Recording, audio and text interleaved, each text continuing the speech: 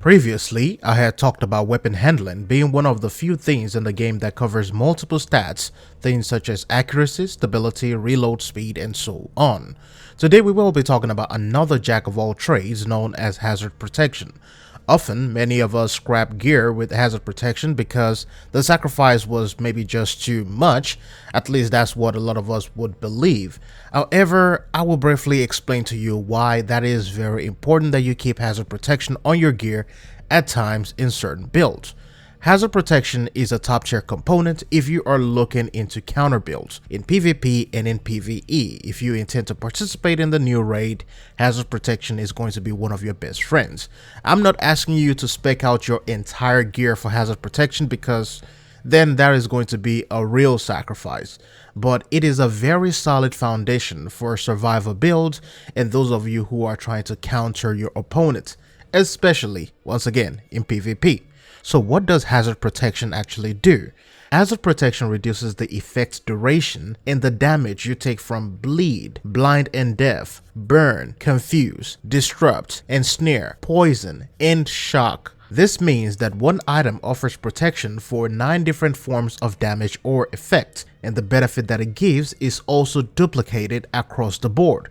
So if you have 50% hazard protection, this means you will have 50% bleed protection, 50% burn protection, 50% toxin protection, and this goes so on for everything covered by hazard protection. A fire effect that should have dealt 1 million damage to you will now deal 500k damage because you had that 50%. And because this protection also reduces the duration, you have cut the damage over time in half. Now, once again, this is dependent on the percentage you have on your build. In PvP right now, almost everyone you meet is running with Imperial Dynasty, and you're set on fire the moment you even get close to them. And when you're on fire, you cannot aim. In that split second, they can burn you to the ground. Hazard protection in combination with firewall will give you some fighting chance against those guys who just camp the DZ checkpoints to set you on fire or just bleed you to death. With counter builds being the go-to in PvP right now, this means that you can have a gear calibrated to incorporate hazard protection. You can still have your damage attributes, you can still have your defensive attributes, and when you have hazard protection as one of them, you really see the good benefit of it in terms of resilience. You may not have high armor, however, the little armor that you have will not be getting burned to crisp or getting shredded by bleed procs. Then throw in a specific mod to boost it. So if you have hazard protection, you can then now throw in your burn protection or your bleed protection, which will then stack on top of that. And because bleed and burn is the most prevalent one in PvP, you can then slot in those mods to counter users of that. And the same goes for every form of hazard, including poison, if you're doing PvE activities that include those.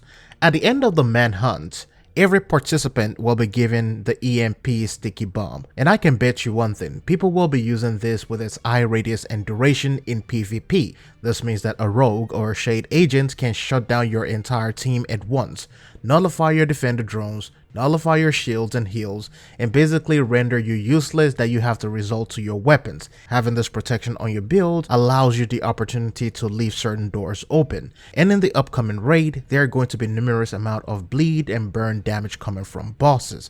More than usual, I believe. This is why hazard protection is very, very important. If you're going to build any form of protection, I suggest that you have hazard protection as your base or as your foundation. Then you begin to stack the specific protection on top of it and then look for whatever specialization can help you the most. I hope this explains a lot just in a few minutes. Thanks for watching. I'll see you in the next one.